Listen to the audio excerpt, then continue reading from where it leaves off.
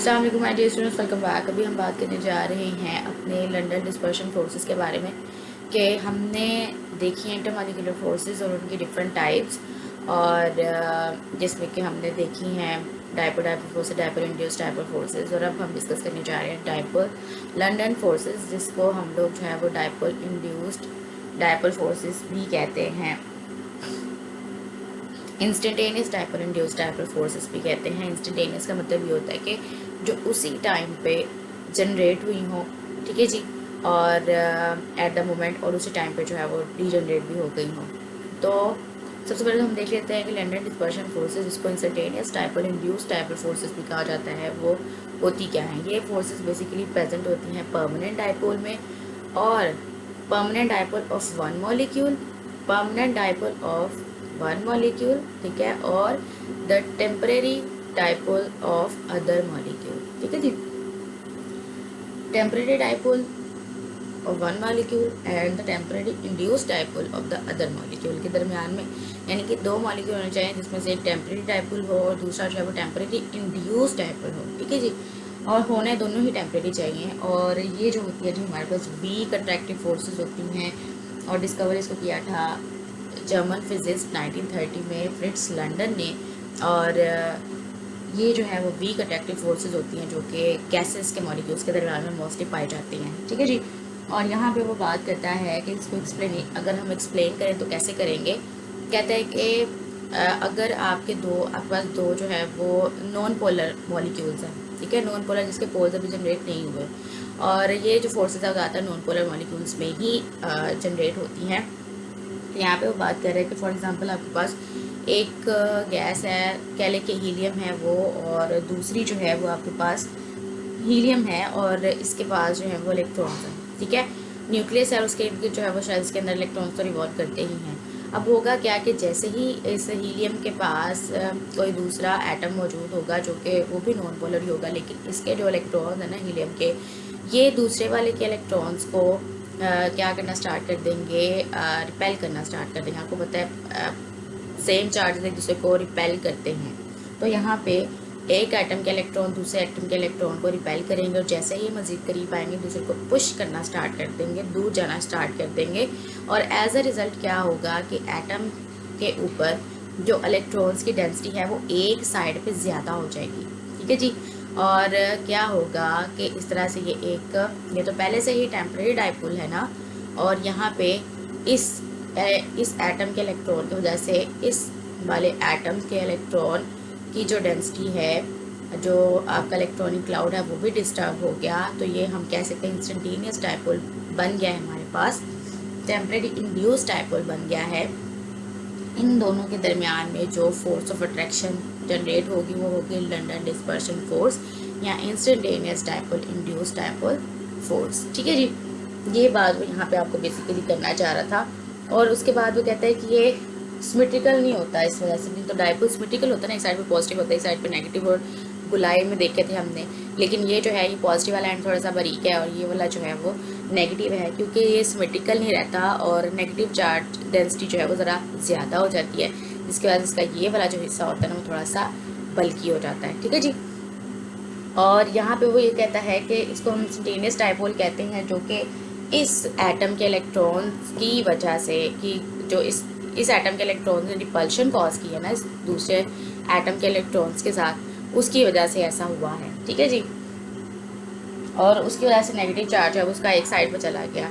तो हम कहते हैं कि ये डायपोल इंड्यूस्ड डायपोल फोर्स, ये आपके पास dipole induced temporary induced dipole बन गया, और ये हमारे पास पहले से टेम्परेरी डायपोल था, ओके जी। तो फिर हमारे पास क्या हो गया, इन दोनों के दरम्यान में जो फोर्स ऑफ अट्रैक्शन जनरेट हुई वो हमारे पास है लंदन डिस्पर्शन फोर्स, ओके जी। उसके बाद वो कहता है कि ये बहुत ही शॉर्ट लिव्ड फोर्सेस होती है, जितनी जल्दी ये जनरेट होती है उतनी जल्दी ये जो है वो रिमूव भी हो जाती हैं। उसके बाद हमारे पास this moment of electron cause dipole to vanish as quickly as they form, वही बात मैंने आपको बता दी। उसके बाद लंदन फोर्सेस सारे टाइप के मॉलिक्यूल्स में मौजूद होती हैं, चाहे वो पोलर हो चाहे वो नॉन पोलर हो, लेकिन ये सिग्निफिकेंट होती हैं नॉन पोलर मॉलिक्यूल्स के लिए, जैसा कि आपके पास क्लोरीन है, हाइड्रोजन है, नोबल गैसेस वगैरह हैं, ओके जी। तो ये बात थी हमारे लिए किसके लिए, लंदन डिस्पर्शन फोर्सेस की। उसके बाद हम फैक्टर्स की बात करें कि कौन से फैक्टर्स होते हैं, कौन से फैक्टर्स होते हैं जो कि लंदन फोर्सेस पे इफ़ेक्ट करते हैं। तो सबसे पहला फैक्टर है जी size of electronic cloud. Size of electronic size of electronic cloud.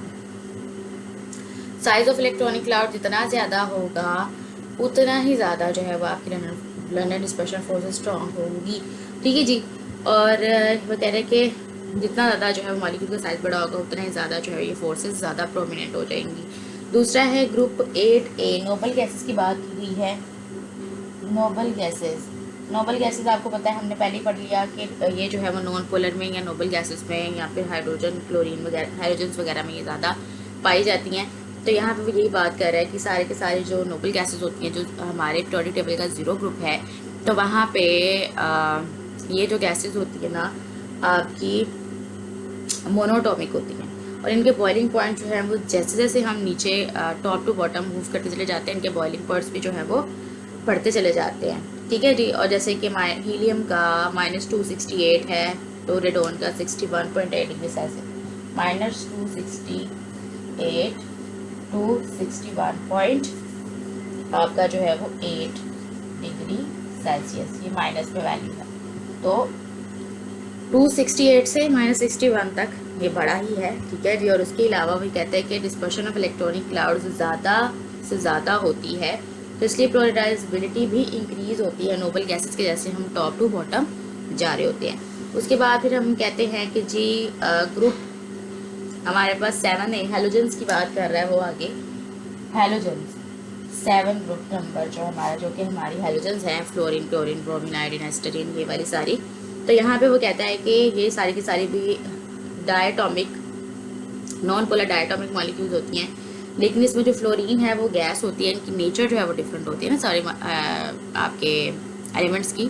तो यहाँ पे वो कह रहे हैं कि जो फ्लोरीन है वो गैस होती है, जो कि -188 डिग्री सेल्सियस पे जो है ये बॉइल्स होना स्टार्ट होती है। और उसके बाद आयोडीन सॉलिड है, तो वो +184 पे बॉयल होना स्टार्ट होता है। और पोलराइजेबिलिटी भी आयोडीन की जाहिर सी बात है पोलराइजेबिलिटी भी ज़्यादा होगी as compare to the fluorine. और ठीक है जी, ज़्यादा से ज़्यादा जल्दी से जो है उसमें लंदन फोर्सेस जो है वो जनरेट हो जाएंगी। उसके बाद फिर हमारे पास फोर्थ फैक्टर क्या है, number of atoms in molecule. जितने ज़्यादा नंबर ऑफ एटम्स मॉलिक्यूल के अंदर होंगे उतनी ही ज़्यादा जो है ये आपकी स्ट्रॉन्ग होंगी लंदन डिस्पर्शन फोर्सेस। ठीक है जी। उसके बाद सैचुरेटेड हाइड्रोकार्बन अल्केन की अगर बात करें तो जितनी ज़्यादा लॉन्ग चेन होगी उतनी ज़्यादा जो है वो पोलराइजेबिलिटी होगी। सिंपल। ओके जी, इट्स क्लियर। और आई होप कि आपको जो है वो ये बातें क्लियर हो गई हैं। जितनी ज़्यादा जो है वो ये लॉन्ग चेन होगी अल्केन्स की, ठीक है, यहाँ पे सैचुरेटेड हाइड्रोकार्बन्स की, और उतनी ही ज़्यादा जो है जाहिर सी बात है कि वो ज़्यादा पोलराइज होंगे, स्ट्रॉन्ग अट्रैक्टिव फोर्सेस उनको मिलेंगी। और लॉन्गर मॉलिक्यूल्स में ज़्यादा प्लेसेस होती हैं कि जहाँ पे मॉलिक्यूल्स एक दूसरे के साथ अट्रैक्ट हो सकते हैं। ठीक है ना। तो बिल्कुल वैसे ही जैसे कि अगर कोई गैदरिंग वगैरह है तो वहाँ पे आपको ज़्यादा चांस मिलता है लोगों से बात करने, ज़्यादा लोगों से इंटरेक्ट करने का, ज़्यादा लोगों से जान पहचान बढ़ाने का। ठीक है, बिल्कुल वैसे ही यहाँ पे सैचुरेटेड हाइड्रोकार्बन की भी बात है। सो आई होप कि आपको ये टॉपिक क्लियर हो गया है। फिर भी कोई मसला हो तो let me know in the comment section, और अपना फीडबैक ज़रूर दीजिएगा। और एक मुझे कमेंट आया है कि आपका जो है ना फेस थोड़ा सा ब्लैक नज़र आ रहा होता है, यानी कि थोड़ा सा अंधेरा है फेस पे। तो मेरा फोकस ये होता है कि मैं चाहे दिखूं या ना दिखूं, लेकिन जो लिखा हुआ वो ज़रूर दिखे। और आपका जो फीडबैक है वो बहुत इंपॉर्टेंट है, और मैं इस पर भी काम करूँगी कि अगर आप चाहते हो कि मैं भी प्रोमिनेंट हूँ तो कोशिश है मेरी कि मैं भी आपको जो है वो प्रोमिनेंटली नज़र आऊँ। और लेकिन फोकस मेरा यही होता है कि जो मैंने लिखा है, जो मैं पढ़ा रही हूँ, जो मैं डिलीवर कर रही हूँ, वो अच्छे से क्लियर हो जाए। So thank you so much.